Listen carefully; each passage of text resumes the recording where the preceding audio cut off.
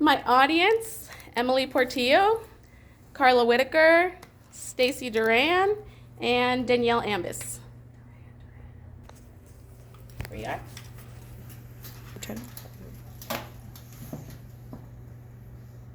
Have you ever imagined what you would do if someone broke into your home in the middle of the night? Would you feel safer knowing you had a way to defend yourself, or would you feel powerless? That's the kind of reality some people face. And it is why today I want to talk about a controversial but important topic: why stricter gun control is not the answer to reducing gun violence.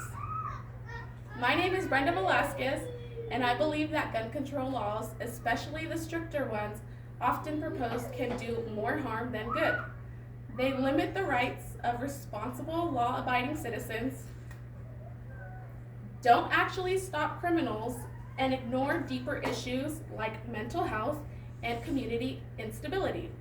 Instead of reaching for more laws, we need to focus on smarter, more effective solutions. Let's start with one of the biggest arguments against stricter gun laws: the right to protect ourselves and our family. The Second Amendment wasn't written for fun. It was meant to empower citizens to defend themselves when necessary. In debating gun control, authors David DeGrazia and Lester Hunt argue that self-defense is a moral right. They say the reason you have a right to kill the thief is not that the thief deserves to die, it is that you have no obligation to die yourself. In other words, your life matters. If someone breaks into your home and threatens you, you shouldn't have to wait for help. You should be allowed to protect yourself. A government that restricts self-defense is essentially siding with criminals over their victims. Some people argue that relying on self-defense is outdated in modern society with law enforcement, but police can't be everywhere at once. According to a 2022 report from the Department of Justice, the average police response time to an emergency call in urban areas is between 10 to 15 minutes. That might not seem like a lot until you're the one facing a threat. In dangerous situations, every second counts. Having the ability to defend yourself until help arrives can mean the difference between life and death. This isn't about being paranoid, it's about being prepared. Now, let's talk about the other side of things. Do gun laws actually work? The reality is, criminals don't follow laws. That's why they're criminals. They find ways to get weapons no matter what restrictions are in place. Gun-free zones often become targets, not safe spaces. Instead, taking away guns from responsible people, we should focus on strategies that go deeper. That brings me to the perspective of Michael Dowling, a healthcare leader featured in Big Think video titled "How to Reduce Gun Violence Without Taking People's Guns." Dowling calls gun violence a public health crisis, and he's absolutely right.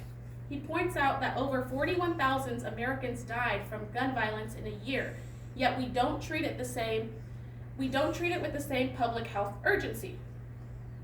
We give other preventable issues. He compares it to car safety. When car accidents caused too many deaths, we didn't ban cars. We made them safer. We added seatbelts, airbags, and child restraints. We didn't blame the car. We changed the environment and culture around it. Dowling believes we can and should do the same with guns. He says it's time for healthcare professionals to treat gun violence like any other health risk. In hospitals, doctors already ask patients about domestic violence, substance abuse, and mental health. Dowling believes we should be asking about guns too. Have you heard gunshots in your neighborhood? Has anyone ever pointed a gun at you? Is there a gun at home, and is it secure? These questions help identify people, especially kids and teens, who are at risk and allow professionals to offer support and services. This is real prevention, but it doesn't stop there. Dowling also emphasizes the importance of building trust in the community and working with local organizations like schools, police, and social service agencies. His organization even created a Center for Gun Violence Prevention to promote education, collaboration, and long-term change without taking away anyone's constitutional rights. That's the kind of action we need. Not more laws, but better outreach, smarter education, and targeted support for those most at risk. Now I understand why some people support stricter gun laws. The constant mass shootings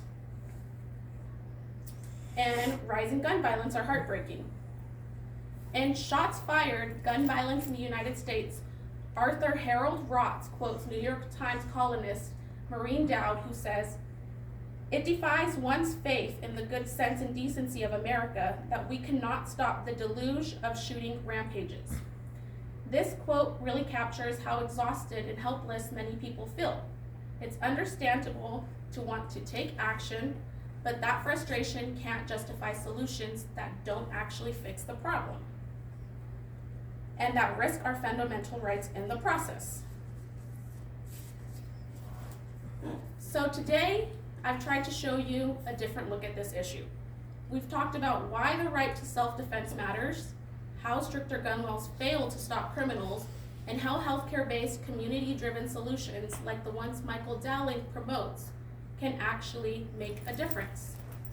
Gun violence is real. It's scary, but more control isn't the answer. Let's focus on what works: prevention, mental health, and smart safety, not punishment for responsible citizens. Thank you all so much for taking the time to listen to my perspective today. Wait, hold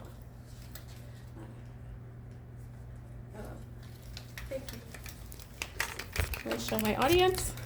1, 2, 3, and 4.